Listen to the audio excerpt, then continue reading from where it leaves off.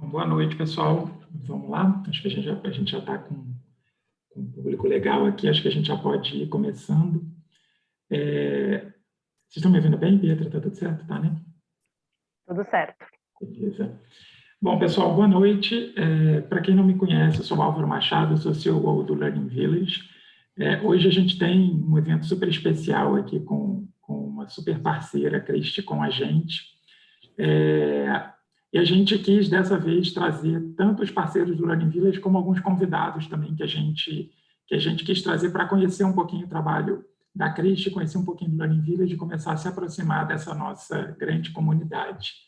Bom, para quem não conhece ainda o Learning Village, a gente é um grande ecossistema de inovação e tecnologia com foco em desenvolver pessoas. Então, a gente está juntando grandes empresas, está juntando startups, está juntando escolas de programação, fundos de investimento, aceleradoras, está juntando todos os players para construir um grande ecossistema e conectar esses vários players para que eles gerem novos projetos, gerem novas oportunidades, focando em desenvolvimento de pessoas. Então, como a gente junta esses players para criar projetos, desenvolver novos negócios com foco em desenvolver pessoas nos vários mercados, nos vários segmentos. Então, a gente está construindo esse grande ecossistema e hoje a gente tem diversas grandes empresas com a gente.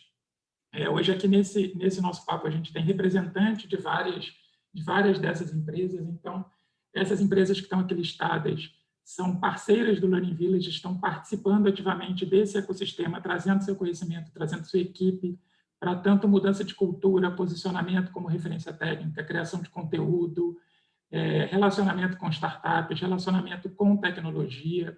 Então, a gente está criando esse grande ecossistema e deixando o convite aqui para vocês que ainda não fazem parte conhecerem mais e participarem ativamente aqui com a gente. Hoje a gente tem como parte dessa programação do Learning Village, a gente toda semana traz algum evento para conectar esses parceiros e trazer algum conhecimento específico para todos. E dessa vez a gente convidou uma parceira da HSM, uma pessoa e uma empresa parceira da HSM, para trazer um conteúdo super importante que na prática é necessário e fundamental para qualquer um de nós, para qualquer empresa, para qualquer porte, momento, tipo, mercado, que é como criar novos mercados, como inovar para criar novos mercados. Então, eu queria primeiro agradecer a Cristimara, a Cristi, que está aqui com a gente, que topou bater esse papo, trazer um conteúdo aqui para a gente. Ela está sendo parceira da gente num programa que a HSM está desenvolvendo, que ela vai contar mais, eu não vou trazer muitos detalhes aqui. Cristi, obrigado. Vou fazer uma breve apresentação sua e passo para você começar. Então, a Cristimara é uma experiente empreendedora brasileira, especialista em gestão da inovação. Ela esteve à frente em trabalhos de consultoria estratégica para mais de 200 empresas no Brasil e no exterior, com foco em inovação, formação internacional pelo MIT Sloan Business School e Lewis Institute Babson College. Ela, em 2020, participou de um programa de fellowship no Clayton Christensen Institute for Disruptive Innovation. Quem conhece o Clayton Christensen, quem trabalha com inovação, certamente conhece esse nome. E lá ela teve mentoria do Efosa Odiomo, que é uma pessoa super relevante nesse mercado também, ela vai comentar um pouquinho. E a partir daí ela fundou e hoje lidera a Catalyze Innovations Initiative para o Brasil e para a América Latina. Ela é colunista mensal do MIT Sloan Management Review Brasil e também professora convidada na Dom Cabral. Cristi, mais uma vez, obrigado pela presença, pela parceria. O palco é seu aqui. Álvaro, um prazer estar aqui com você e com essa audiência, né, de altíssimo nível. Obrigada, Pietra, obrigada a todos, né, por participarem hoje à noite aqui. Espero que o conteúdo seja relevante, interessante E eu quero contar com a participação de vocês aí durante a minha apresentação, né? Aqui a gente, como diz o Álvaro, o palco é meu, mas eu gosto que cantem junto comigo. Então, vamos juntos aqui essa noite. Bom, eu vou começar a minha apresentação aqui. Deixa eu compartilhar minha tela. Vocês estão conseguindo ver minha tela?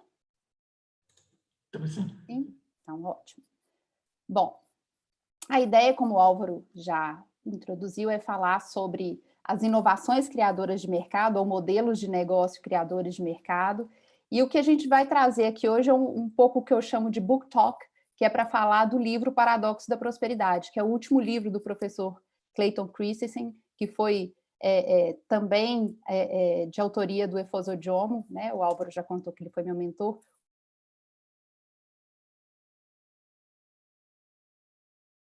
Para eu colar alguma coisa, se eu precisar. Mas, bom, o Álvaro já me apresentou, eu não vou repetir. E a Catalyze é um action tank, né? Assim, eu falo que é a transição do think tank para algo mais ativo e algo que traga mais resultados diretos do ponto de vista de execução. Então, a visão foi construída, desse action tank foi construída durante meu fellowship com o EFOSA, que a ideia dele era trazer localmente os labs de criação de mercado, de novos mercados. E aí, dentro dessa perspectiva, a gente criou esse Action Tank aqui no Brasil. O EFOSA continua em parceria com ele. O Álvaro comentou da minha coluna na MIT Review. A minha coluna é junto com o EFOSA hoje, a gente continua publicando juntos. E a partir dessa visão, né, de criação de novos mercados, a gente entende que é possível trazer prosperidade, é possível trazer desenvolvimento socioeconômico, né, para o nosso país, para as nossas regiões onde a gente atua, seja como grande empresa, média ou pequena empresa, startups, empreendedores e até investidores. Então, como a gente buscar novos mercados consumidores, entender quais são esses bolsões de não consumo e endereçar essas necessidades através de modelos de negócio. É essa que é a grande visão aqui que a gente quer trazer para vocês hoje.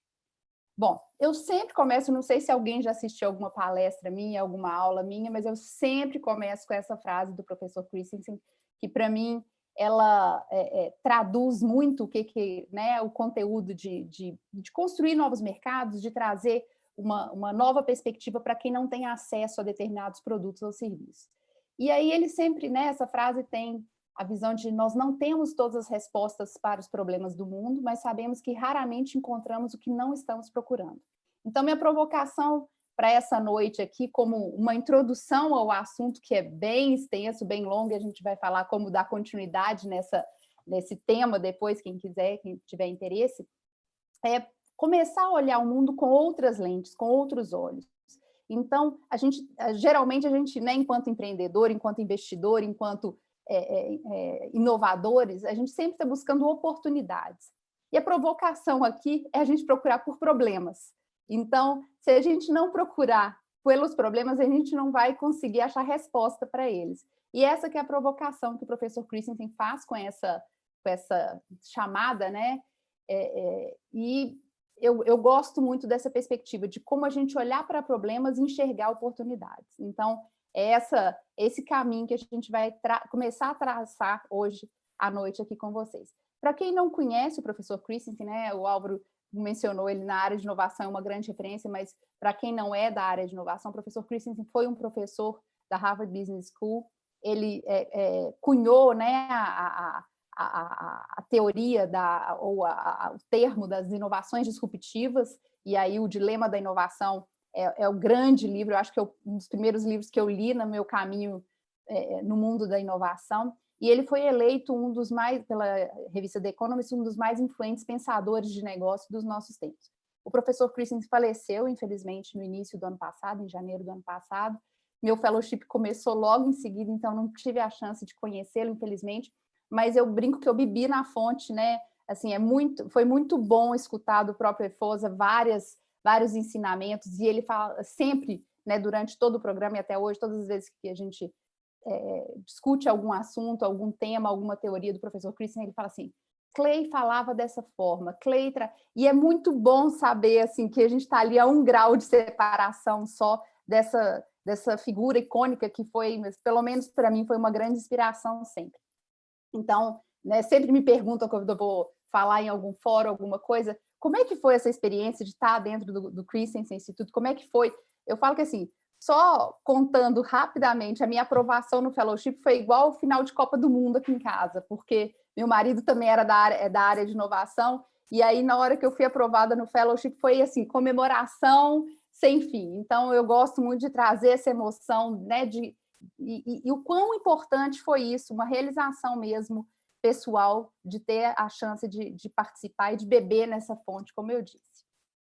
Bom, falando, né, do Paradoxo da Prosperidade, ele foi o último livro que o professor Christensen escreveu junto com a EFOSA, e ele apresenta a teoria das inovações criadoras de mercado, que é um novo conceito que se mostra ideal quando a gente busca um resultado, como resultado da visão de prosperidade, e através do desenvolvimento socioeconômico, propiciando países, regiões a saírem da pobreza. Essa que é a perspectiva do paradoxo da prosperidade, a gente vai falar daqui a pouquinho por que o paradoxo da prosperidade. Bom, falei que eu queria trazer vocês junto comigo, que eu gosto que cantem comigo. Vamos lá. Uma palavra, vocês podem falar, escrever no chat, como vocês se sentirem mais à vontade. O que é inovação para vocês? Quando fala inovação, o que vem na mente de vocês? Podem abrir o microfone também, se quiserem. Mudar conceitos, solução fora da caixa. Novidade. Facilidade, novas ações na prática que propiciam alguma melhoria. Novidade, disrupção.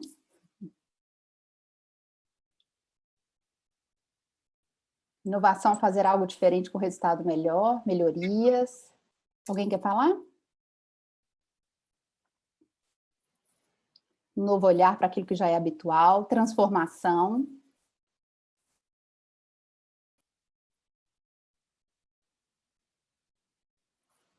Mais alguém? Bom, segundo o professor Christensen, já numa fase talvez mais madura de conceituação da inovação para ele traz que o conceito de inovação é a força direcionadora que impulsiona nações para uma prosperidade duradoura e uma profunda segurança financeira. Então, para ele, tem essa visão de transformar, de trazer a novidade, mas de impulsionar, né? de trazer um novo olhar, uma nova perspectiva para nações inteiras de prosperidade. E aí, quando a gente fala do ecossistema de inovação ou dos indicadores tradicionais de inovação dentro do contexto Brasil, a gente vê que a gente tem bons indicadores, boas métricas de inovação, né? Investimento privado de quase 70 milhões de reais, investimento total de 1,27% do PIB. O Brasil é a 12ª economia mundial, a gente caiu algumas posições aí, mas a gente ainda continua, né, bem estruturado. O Brasil registra hoje quase 30 mil patentes anualmente e ocupa a 62ª posição no Global Innovation Index.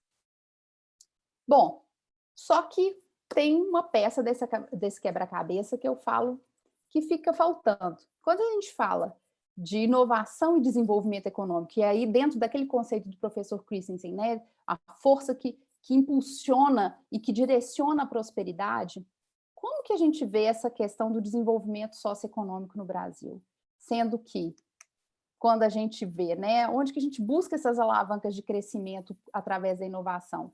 Porque hoje a gente tem aí, né, segundo dados recentes do IBGE, já durante a pandemia, 2% de queda no consumo das famílias brasileiras, 1,5% na queda do PIB só no primeiro semestre de 2020, eu acho que já ficamos piores aí.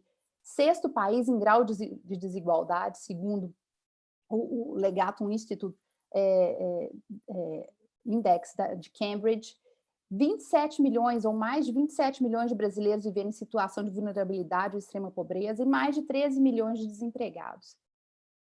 tem alguma peça faltando nesse quebra-cabeça, né? Se a gente fala que a inovação, a gente tem tão bons indicadores de inovação no país, tem um ecossistema tão desenvolvido, a gente tem um ecossistema muito bem estruturado, principalmente quando a gente vê outros países da América Latina, mas a gente não conseguiu fechar esse conceito, né, de prosperidade duradoura. Bom, e aí vem a pergunta, qual que é essa peça do quebra-cabeça? Eu trago mais uma interação aqui para a gente brincar aqui ou testar, né, a nossa perspectiva. Vamos pensar nesse país aqui. Expectativa de vida é 45 anos, mortalidade infantil é de 200 mortes a cada 1.000 nascimentos, menos de 5% das pessoas têm acesso à água encanada, 52% da renda é gasta em comida, e a corrupção é uma prática dominante. Quem que vocês acham que é esse país? E aí, não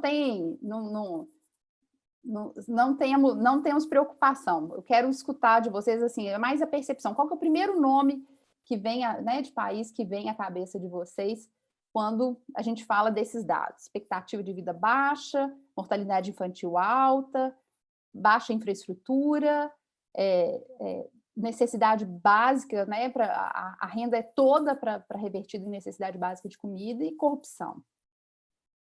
Vamos lá, gente, vamos participar. Eu falei que vocês iam participar. Nova York, ou fui influenciado pelo desenho? Vamos lá. Mais alguém arrisca? Haiti. Brasil na década de 40. Índia. Índia, de novo.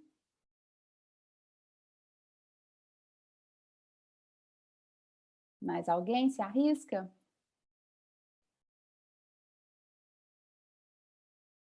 Quando a gente fala Haiti, Índia, Estados Unidos após a crise de 29, o Haiti também uma aposta fácil, diversos países da África, né? É muito fácil quando a gente pensa nesses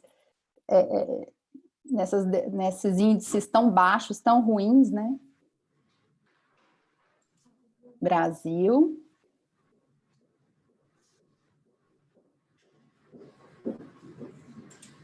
Mais alguém arrisca? Vou falar que é a segunda vez que alguém acerta. São os Estados Unidos do início do século XIX. Ou seja, né, quando a gente olha esses dados tão ruins, eu acho que vou trocar o desenho, que eu influenciei aqui, que o Emanuel falou que parecia do Gangues de Nova York. Mas vamos lá. Quando a gente fala desses indicadores tão ruins, os Estados Unidos já esteve nesse lugar, que são indicadores que nos lembram muito países subdesenvolvidos, né, ou até a situação do Brasil em alguns momentos da história. E como que os Estados Unidos saiu dessa situação, saiu desse momento de crise, de pobreza, de tantas, né, de falta de infraestrutura? E aí que vem essa perspectiva, né, já contando dentro de um cenário histórico, da criação de novos mercados, das inovações criadoras de novos mercados. Os Estados Unidos, por exemplo, a gente, né, nesse momento aí de crise, a gente vê dois exemplos aqui, que é o modelo T do Ford, quando Ford, olhando que a média da população americana não tinha acesso a carros eram iguais a aviões hoje, né? Eram produtos caríssimos, que só pessoas com muito dinheiro, muito ricas, tinham acesso a carros. E aí o Ford resolveu investir num modelo que fosse acessível. Quando ele resolveu desenvolver o modelo T, ele falava, eu quero que o americano médio tenha acesso a veículo, que ele possa passear com a família no final de semana, que ele tenha acesso a locomoção de longas distâncias. E aí ele criou toda uma nova estrutura de produção, dando acesso a um produto que era antes caro, né, inacessível, ele tornou ele mais barato, mais simples, e atendeu um novo segmento da população, que não tinha antes dinheiro para comprar esse bem, esse produto. Além disso, né, como que se estrutura essa prosperidade, essa integração de infraestrutura, de outros mecanismos que possam trazer essa prosperidade. Porque ele não simplesmente criou um novo produto acessível, ele criou todo um novo modelo de produção que foi necessária, que fez necessária a contratação de mão de obra, ou seja, gerou novos postos de trabalho, e além disso ele criou toda uma nova indústria, né? Que foi a indústria do combustível. Não existia indústria do combustível até então. As pessoas começaram a se locomover, e mais pessoas começaram a ter carros, então elas precisavam abastecer seus veículos. Da mesma forma, as estradas. Os Estados Unidos não tinham estrada suficiente. E aí, ao invés de fazer investimento em estrada antes de ter esse acesso democratizado de veículos, foi o contrário. A construção das estradas veio a partir do momento em que a população teve acesso aos veículos. Um outro exemplo de inovação criadora de mercado nos Estados Unidos foi o Henry Singer, quando criou a máquina de costura portátil.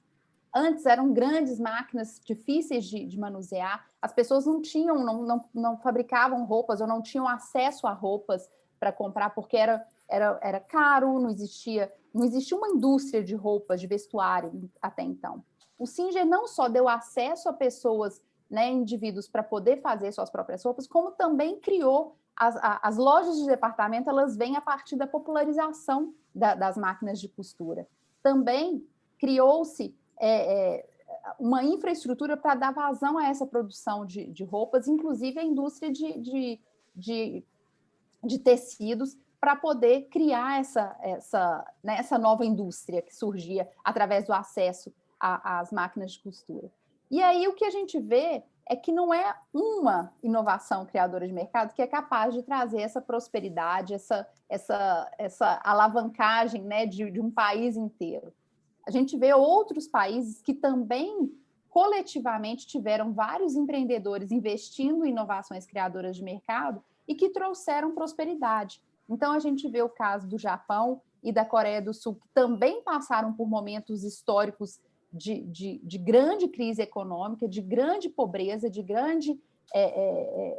né, com a população em grande parte vulnerável e sem acesso a produtos e serviços, e eles investiram, né, houve um investimento maciço em atender esses não consumidores, esses bolsões de não consumo, criar acesso a produtos e serviços que fossem mais baratos, mais acessíveis, e assim atender essa população que não tinha, naquele momento, poder de compra individual, mas coletivamente criava-se um novo mercado.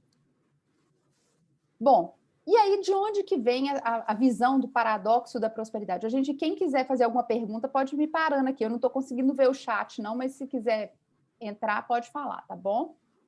Bom, o paradoxo da prosperidade vem primeiro. Por que países não criam prosperidade ao atacar sintomas agudos da pobreza, né? A gente vê que aí, desde 1960, países desenvolvidos injetaram trilhões de dólares no combate à pobreza em países subdesenvolvidos. Porém, muitos desses países continuam pobres e alguns se tornaram ainda mais pobres, né? E, geralmente, como é que funciona essa lógica? Existe a população vulnerável, programas de auxílio e mitigação, e cria-se uma relação de dependência, né? Mas, em determinado momento, esse dinheiro cessa, né? E essas populações voltam à vulnerabilidade. Ou seja, não é possível, simplesmente com a ação assistencial ou filantrópica, resolver o problema no longo prazo. A gente consegue atacar um sintoma agudo de pobreza, mas no longo prazo a gente não consegue resolver. E aí eu faço até um paralelo com o momento que a gente está vivendo hoje.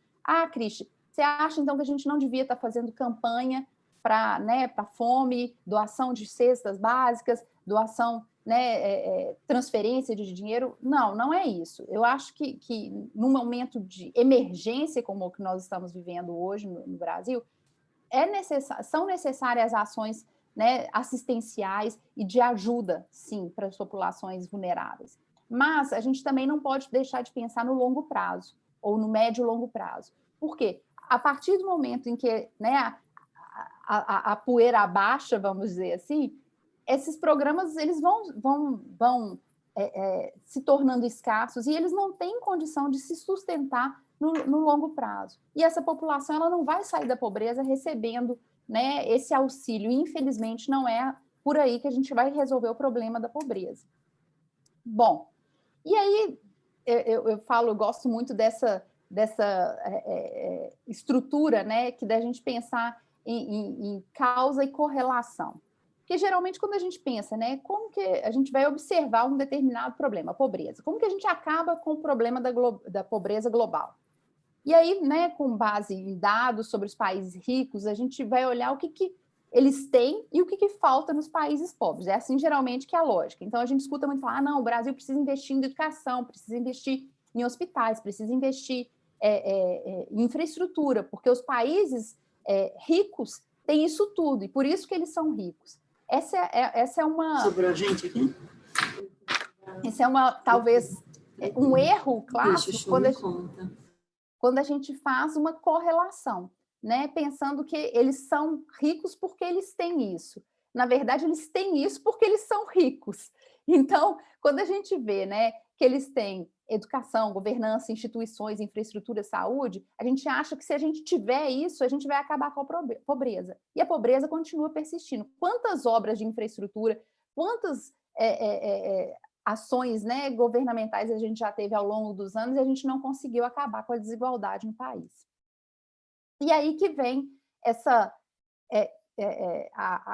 o ciclo virtuoso de superação da pobreza, que é a gente aumentar o desenvolvimento econômico-social e diminuir a vulnerabilidade, alimentando o ciclo da prosperidade. Então, o ciclo da prosperidade ele vem a partir do momento em que eu começo a criar não só acesso a produtos e serviços para essa população vulnerável, como também criando novas indústrias, criando novos mercados que vão gerar mais empregos, que vão gerar motores de desenvolvimento reais e que vão dar sustentabilidade no longo prazo para essa melhoria de condições para essa população vulnerável.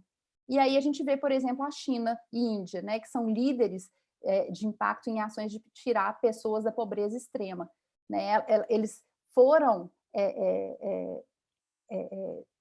a estrutura que eles montaram foi de atender, principalmente a China, de atender primeiro a sua população local, dar acesso a produtos e serviços para a sua população local e expandir isso internacionalmente depois, para o comércio exterior.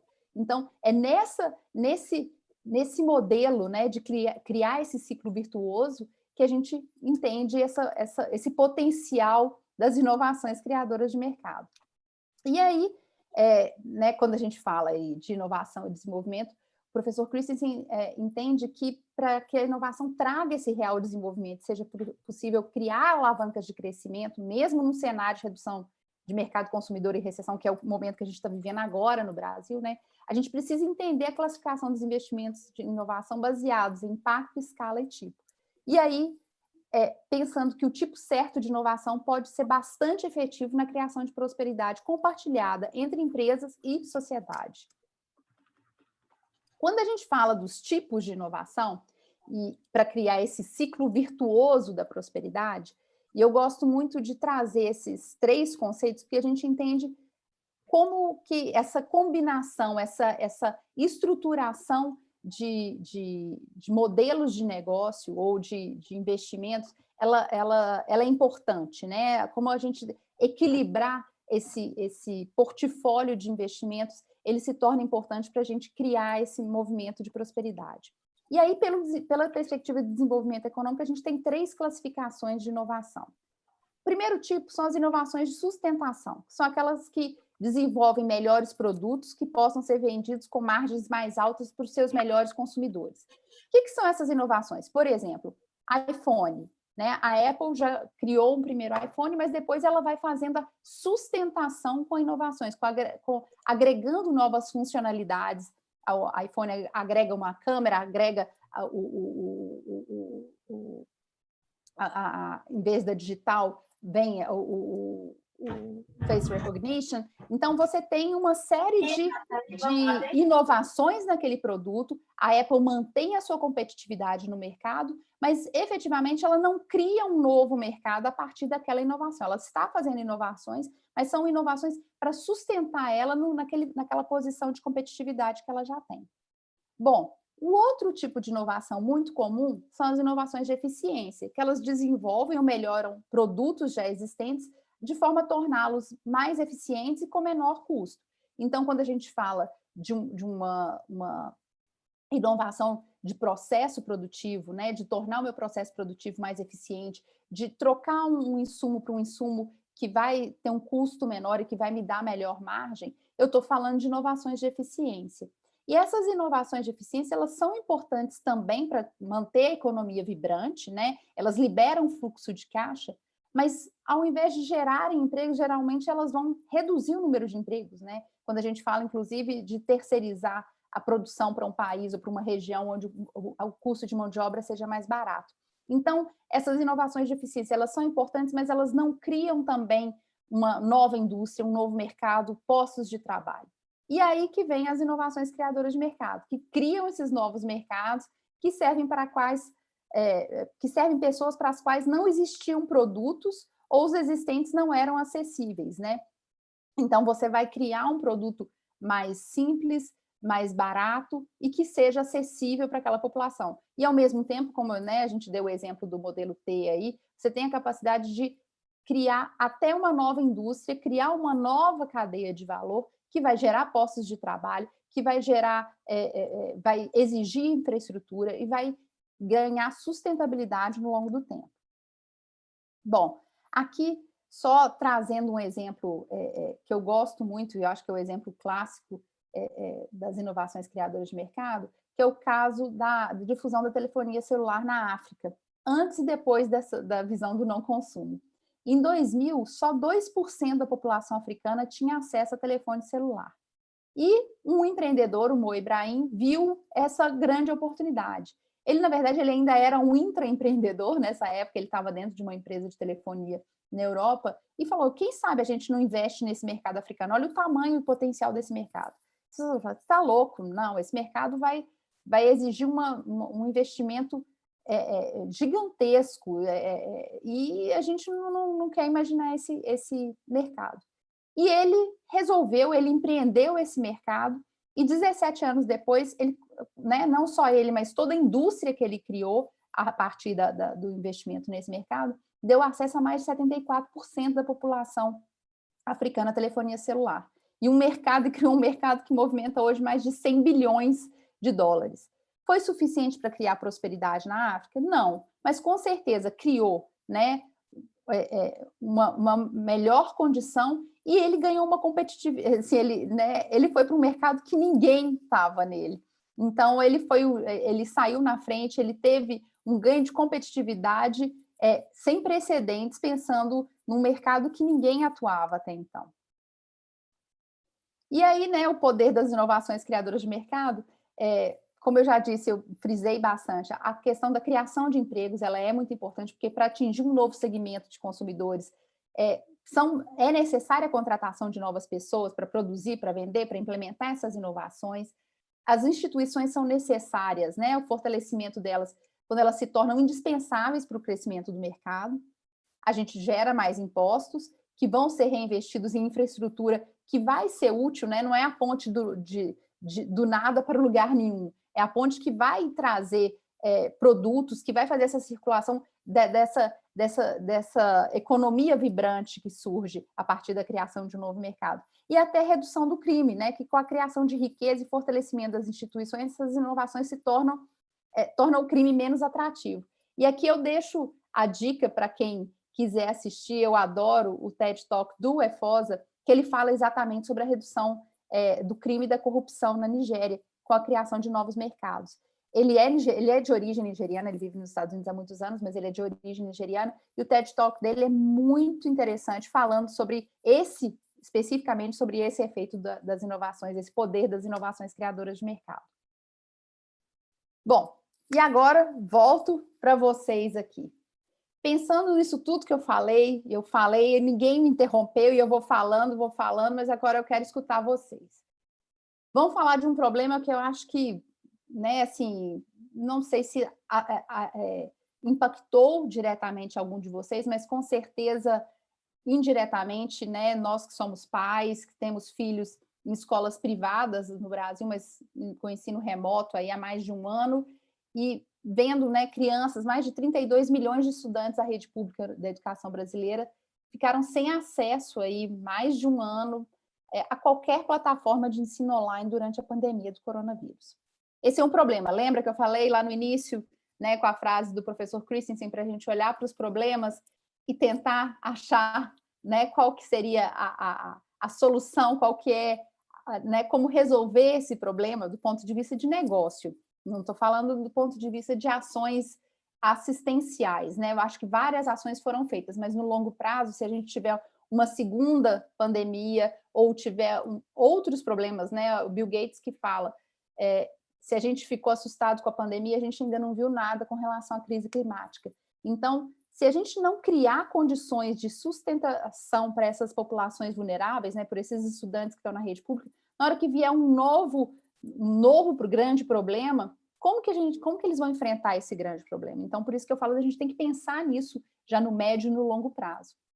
E aí eu queria propor esse desafio para vocês. Como que vocês, né, se vocês imaginam que é possível solucionar esse problema, né, especificamente da educação à distância, através de criação de um novo negócio? Alguém arrisca?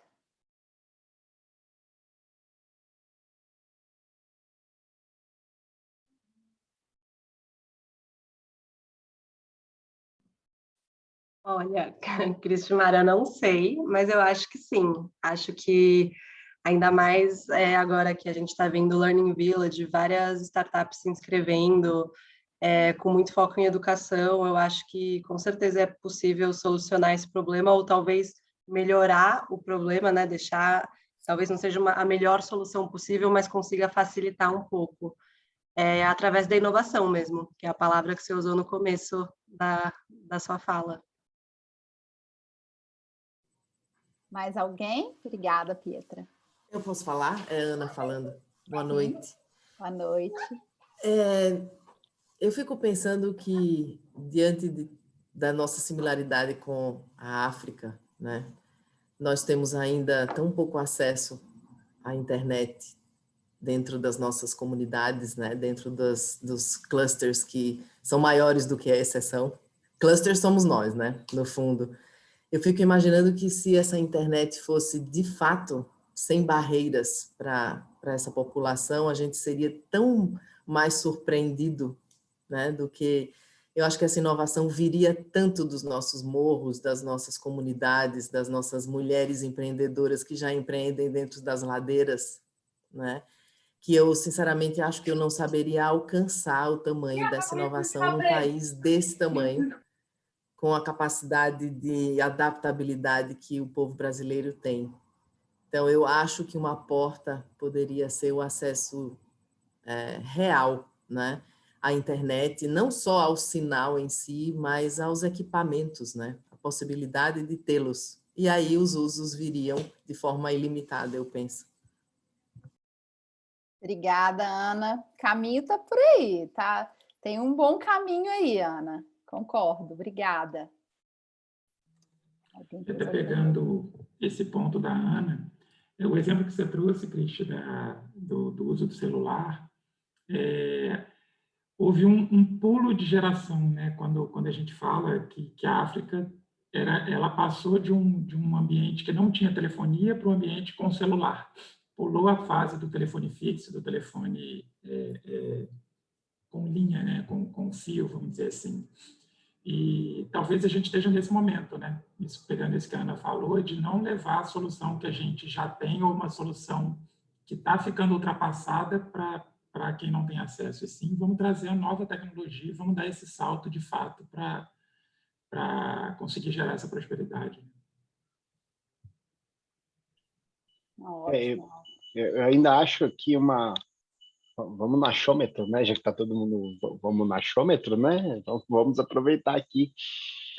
Eu faço uma leitura que eu entendo que, sim, eu vou dizer assim, as novas empresas, essa classificação de startup, claro, é nova, né? A gente está usando uma terminologia americana, mas empreendedores existem há décadas, né? Então, visionários, pessoas que empreendem eu vou dizer assim, as histórias dos heróis, a gente tem há décadas.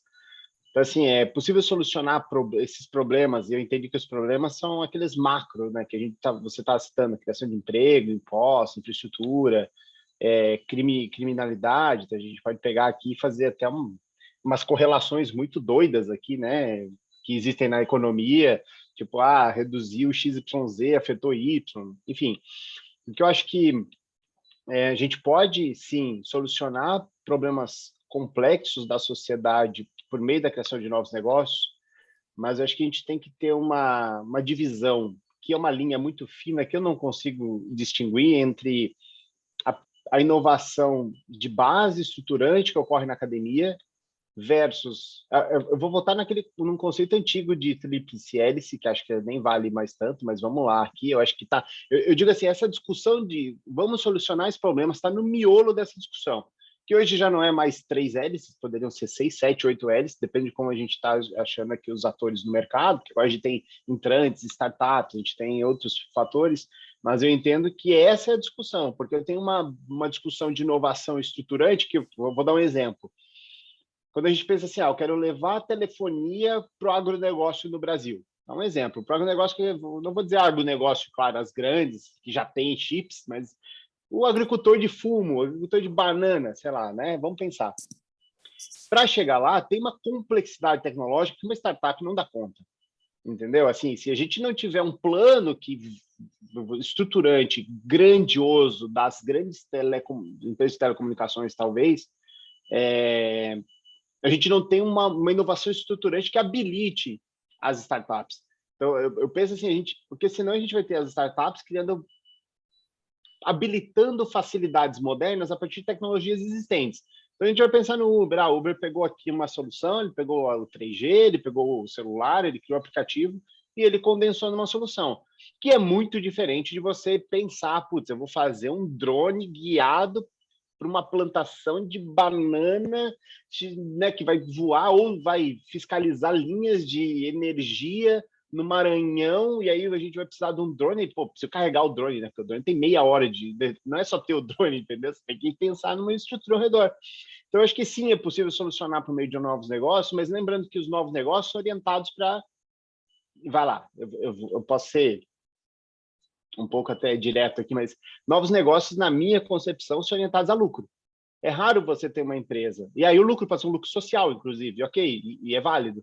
Mas empresas, por sua definição, buscam lucro, né? Assim, naturalmente, aí, você Henrique, precisa. Né? Aí, Henrique, só para deixar bem claro, o conceito das inovações criadoras de mercado, ele não vai para o conceito de negócios sociais em nenhum momento. Tá? Então, ok.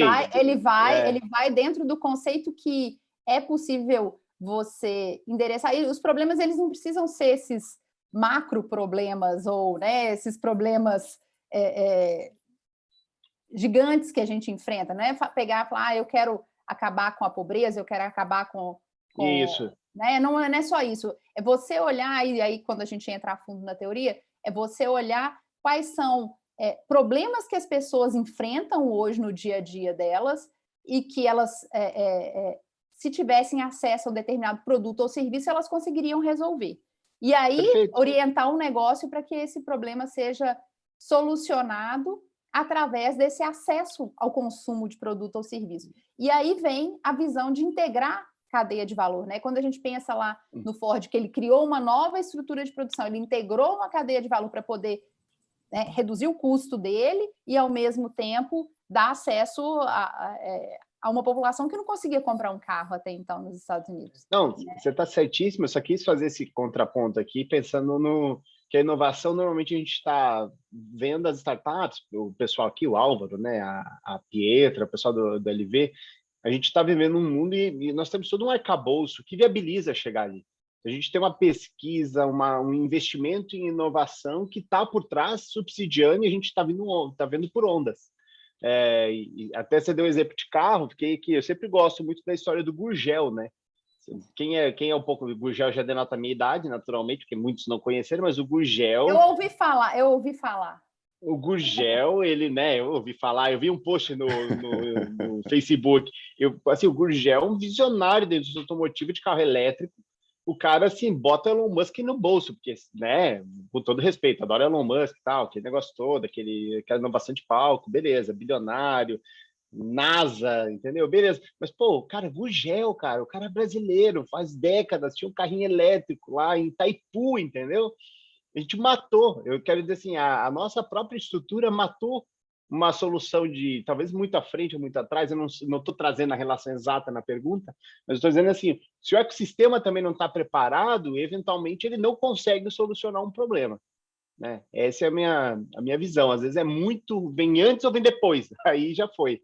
Tá? Eu falo que assim, eu acho que, pelo menos na concepção que eu tenho discutido muito com a EFOSA, você não esperar que o ecossistema esteja pronto, né? Você preparar, instrumentalizar os empreendedores, os investidores e as corporações para que elas procurem, né, esses novos mercados, não só pelo benefício social, não é isso, a gente não está falando de, como eu disse, não são negócios sociais, mas pelo benefício, primeiro, para olhar para um mercado, para um oceano azul real, onde ninguém está atuando e que ela pode ganhar competitividade exponencial, né, usando aí a palavra da singularity, né, mas assim, exponencial do ponto de vista de não ter mais ninguém para competir com ela naquele mercado.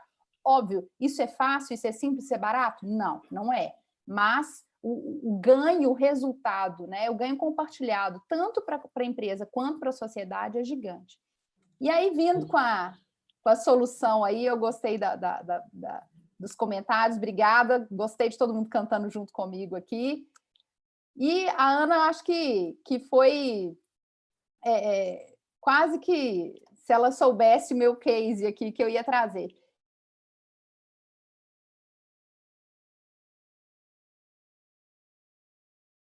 Ela, desde 2011, ela já tinha lançado o Internet Essentials, que são pacotes de baixo custo para acesso à internet. Então, a população de baixa renda se cadastra no site da Comcast e consegue acessar pacotes de telefone, de pacotes de dados por menos de $10 por mês. Além disso, então, ela já também incluía dentro desse pacote o subsídio para a compra de computadores e tablets. Ou seja, ela trazia, né, o combo internet barata e equipamentos para dar esse acesso. Não só telefone, celular, mas tablets e computadores. E isso como um negócio lucrativo da Comcast, não é assistencialismo, não é filantropia. Até porque nos Estados Unidos ela não pode fazer filantropia com o negócio fim dela. Então, é um negócio lucrativo dela. Mesmo vendendo a menos de $10 um pacote, ela conseguia ter lucro pelo tamanho da base que ela conseguia atrair com isso. E quando entrou a pandemia, né, e quando a gente fala dos Estados Unidos, todo mundo fala assim, não, nos Estados Unidos todo mundo tem acesso à internet, não é verdade, e nem todas as escolas estavam preparadas para o ensino à distância.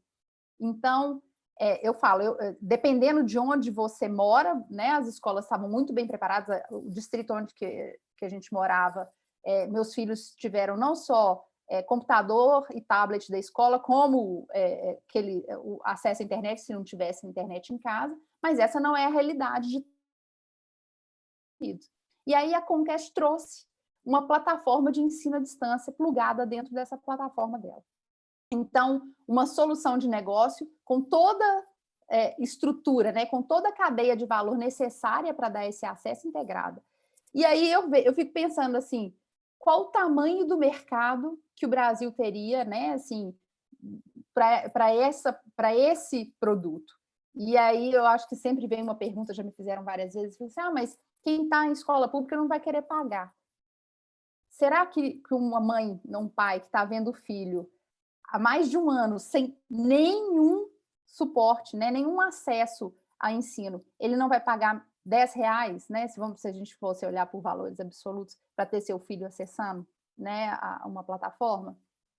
Eu ousaria dizer que, né, falo que eu já tentei mostrar para a Vivo, para a Claro, se tiver alguém de operador de telefonia, e fica mais uma vez o convite, que esse modelo de negócio eu acho ele sensacional. E aí eu, né, coloco aqui, a gente tem muitas oportunidades para explorar, para criar uma prosperidade duradoura. Quais são as oportunidades que você tem à sua frente, né? Aí já me perguntaram quais são as tendências que eu vejo. Eu falo assim, olha,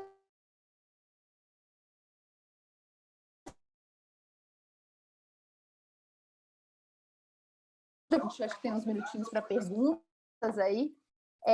Deixa o convite para o Bootcamp que a gente está lançando com a HSM. Começa dia 25 de junho. Acho que a Tati vai colocar o link aí para inscrição nos comentários, no chat, e também um código de desconto para quem se inscrever, né, que participou da nossa live aqui hoje.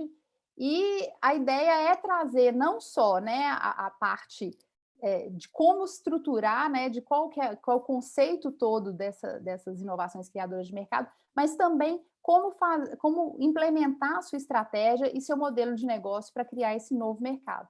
Então, a gente vai estar trazendo uma série de ferramentas, de instrumentos para apoiar, né, quem quiser se aventurar por esse mundo da criação de novos mercados. E a gente ainda vai ter a Masterclass com o próprio Efosa, ele vai participar conosco também durante a sessão. Fica o convite para vocês, e eu fico aqui agora também à disposição, tem os meus contatos aí, quem quiser depois bater um papo, quem quiser tirar alguma dúvida agora.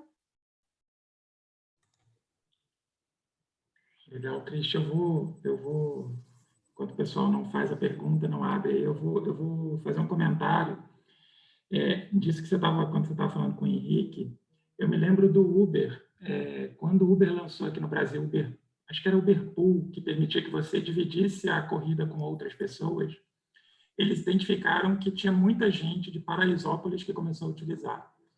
O que foi isso? Era um pessoal que, para vir para o centro de São Paulo, gastava 12, 15 reais de condução, 3 horas dentro de ônibus, metrô, trem, que fosse. E eles viram que se pegasse o Uber Pool dividindo com mais 2, 3 pessoas, eles gastavam a mesma coisa e chegavam em meia hora. Então, é um pouco isso, né? Não foi a inovação, né? Não foi um negócio diferente, mas criou um mercado que não sei se era esperado ou não, eu acho que não, né? Eu vi isso numa palestra do CEO do Uber na época, da Uber aqui, mas é um pouco nessa linha, né? O que a gente já tem dentro de casa também que pode beneficiar outras pessoas, resolver problemas de outras pessoas que a gente não está enxergando. E uma coisa legal, Álvaro, que, né, pegando esse exemplo do Uber, que é um ponto de atenção para quem, né, concordo plenamente, exatamente, não precisa ser nada muito... a tecnologia, ela vem, às vezes, como um meio, ela não é o ponto de partida aqui. E, principalmente, quando a gente olha para situações comuns do dia a dia. Então, as pessoas já faziam, né, essa coisa de pegar carona, de dividir, rachar o táxi, e aí ver essas gambiarras ou esses caminhos alternativos e falar assim, peraí, se a pessoa está fazendo isso é porque ela não tem uma solução que atenda ela hoje. E ela pagaria por uma solução, porque se eu criar uma estrutura para ela ter isso funcionando de forma confiável, ela vai sair da gambiarra e ir para o modelo formal. Né? Por isso que a gente fala, por isso que as consequências, né, quando a gente fala que acabar com a corrupção, é porque você tira, às vezes, um intermediário. Quando a gente fala, por exemplo, o Nubank criou acesso a um sistema bancário para milhões de desbancarizados. Gente que nunca teve uma conta no banco, hoje tem, porque o Nubank facilitou, deu acesso, quebrou barreiras de acesso para ser bancarizado. E aí a gente pensa assim, ele criou acesso a crédito também.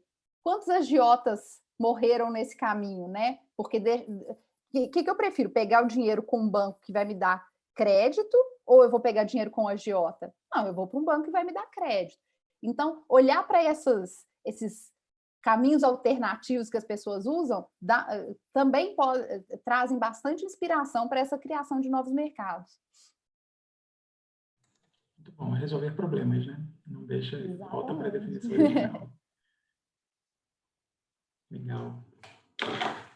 Cristian, como é que a gente pode fazer, acho que você falou um pouquinho, mas a gente explorar um pouquinho essa relação desse conteúdo que você comentou com inovação aberta em empresas. A gente tem, acho que são duas perguntas, essa e a gente tem aqui grandes empresas, tem startups, tem empresas de médio porte. Isso se aplica a todo mundo ou isso está restrito a startups que estão propensas a correr mais risco? Vou começar do final, vou começar da sua segunda pergunta, depois eu respondo sobre inovação aberta, que eu acho que as duas se conectam.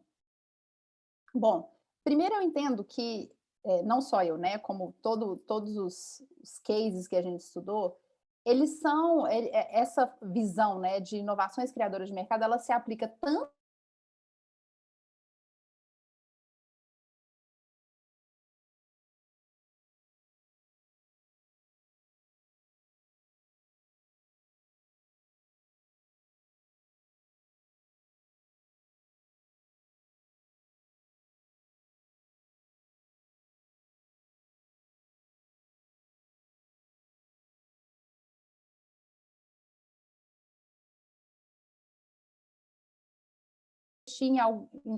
em algo que ninguém está olhando para ele, é um mercado novo, é um mercado, tem um risco maior? Tem, né? Tanto que a gente fala que para a questão do capital, ela tem que ser um capital mais paciente quando a gente fala de inovações criadoras de mercado. Mas a chance de você ter um modelo de negócio disruptivo e que vai trazer uma vantagem competitiva sem precedente é muito grande. E aí, falando da questão da inovação aberta, a gente falar principalmente de uma perspectiva de que, quando a gente fala de inovação aberta, geralmente as empresas buscam startups, buscam parceiros para solucionar seus problemas internos, seus gaps tecnológicos, né? Seus gaps internos tecnológicos. Dentro dessa perspectiva de inovações criadoras de mercado, eu falo que é um olhar para fora, é olhar não para os seus gaps internos, mas você atuar em parceria, né, com startups. Por exemplo, imagina uma chamada de uma telefônica, de uma Vivo e telefônica é a mesma coisa hoje, de uma telefônica, de uma Claro, de uma TIM, falando assim, startups, eu quero uma solução integrada para solucionar o problema de acesso à internet da escola, das crianças. Então, eu entendo que é uma possibilidade de você ampliar as suas relações, né, com o ecossistema de inovação como empresa, como startup, se você começa a olhar para esses problemas externos e que eles muitas vezes vão ter que ser resolvidos de forma integrada, né? A gente não vai conseguir um só ator resolvendo todos os problemas. Quando a gente vê aquela solução da Comcast, ela precisou de outros parceiros para desenvolver aquela solução completa, obviamente. Então, eu vejo esses dois caminhos aí. Legal, Cristi. Pessoal, alguém tem mais alguma pergunta? A gente está chegando no final do horário combinado, para não estourar também a agenda de todo mundo. Alguém tem mais alguma pergunta? Eu sou o Sérgio... Está me ouvindo? Sim. Tá, eu sou o Sérgio, sou aqui do Banco Bradesco. Eu só queria fazer uma pergunta. Na realidade, queria ver qual que é o seu pensamento sobre a questão de normas.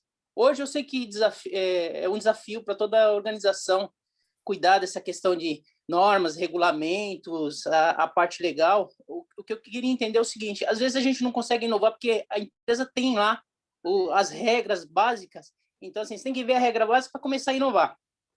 Não que uma coisa esteja ligada à outra, mas eu vejo hoje que as pessoas têm medo de seguir adiante porque tem uma resolução do Banco Central que tem uma vírgula, está dizendo que é isso. Tem uma resolução da CVM, da FEBRABAN, que fala aquilo. Então, cada um tem uma interpretação. Aí você quer fazer algo inovador, aí vem, desculpa falar, os cavaleiros do apocalipse, eles começam a dizer, não, você não vai conseguir, não vai dar certo. E às vezes você quer ir adiante e aí o seu gestor fica com medo. Como é que eu faria para que eu vencesse esses desafios e conseguisse colocar na cabeça deles, pelo menos para uma tentativa? Eu vi que esse novo arcabouço das fintechs entrou, ele realmente vai ajudar a gente, mas ainda não é o caminho. Como é que você vê esse desafio para os próximos meses ou para os próximos anos aí, para a gente conseguir realmente fazer uma inovação aberta, algo que realmente impacte todo mundo e que a norma hoje, os regulamentos, essas coisas de Banco Central não agrida a gente hoje, por exemplo, que a gente consiga fazer sem que tenha nenhum impacto dentro da empresa. Você consegue dar uma palhinha disso para a gente ver se a gente consegue evoluir? Eu falo que, assim, e aí, até interessante, vai sair um paper novo do EFOSA, se eu não me engano, em julho, na revista da HSM, e que fala exatamente sobre isso, sobre a integração externa que é necessária. Então, você endereçar a questão do regulatório quando você está buscando, né, inovar e criar um novo mercado. E eu acredito que, assim, primeiro, a história mostra que o regulatório ele acompanha aquilo que dá certo. Então, quando o sistema de trânsito foi implementado, é porque existia um trânsito para ele implementar o regulatório. Então, se você está falando de endereçar um novo mercado, criar um novo mercado, criar uma nova indústria, o regulatório ele vai ter que acompanhar se aquilo se estruturar. A gente vê aí a questão do Uber, ela continua ainda, né, na questão trabalhista aí é um ponto, mas o regulatório, ela não esperou mudar o regulatório para começar o modelo de negócio dela, ela quer hoje influenciar o regulatório, mostrando que um novo mercado, uma nova indústria surgiu a partir da estruturação de modelo de negócio deles. Então, eu vejo muito isso, assim, a gente não pode esperar o regulatório para poder inovar. O regulatório que vai ter que se adequar a um novo mercado, a um novo mundo. E, né, quando você fala de convencer a alta gestão ou esses cavaleiros do apocalipse, eu falo que, assim, o melhor para mim é trazer cases, exemplos, dados históricos, né? Assim, eu gosto muito dessa... Às vezes a gente fica meio parecendo acadêmico, mas, assim, quanto mais você reforça com dados, com informação, os dados têm que ser não para te dar o caminho, mas para reforçar a sua posição. Então, eu gosto muito dessa perspectiva. Se a gente pegar vários cases em que vários inovadores, se eles tivessem, né, deixado de inovar por causa do regulatório, a gente não teria várias indústrias hoje, vários negócios. Então, essa seria a minha, talvez, ideia aqui para a sua questão. Legal, muito bom, muito bom. Obrigado. Obrigada. Pessoal, mais alguma dúvida, mais algum comentário? Legal. Cristi, queria agradecer muito, mais uma vez, pela palestra, pelo papo aqui, está cheio de elogios aqui no chat, foi excelente. Tati, queria agradecer também pela parceria. Tati é gerente de Co-Branded, que está junto com a Cristi liderando esse projeto aqui, esse programa aqui com a gente. Queria agradecer a todo mundo que participou. Muito obrigado pelo tempo, por estar aqui com a gente, dividindo um pouquinho de conhecimento. Cristi, mais uma vez, obrigado. Álvaro, eu que agradeço. Agradeço você, Pietra, todos vocês aí do Learning Village e os convidados. Gostei, todo mundo cantou junto comigo aqui, foi ótimo. Foi muito bom. Muito obrigada, gente. E fico esperando vocês lá no Bootcamp. Valeu, pessoal. Muito obrigado. Até a próxima. Obrigada. Boa noite. Obrigado. Boa noite a todos. Ótima semana. Obrigado, Sérgio. Você também.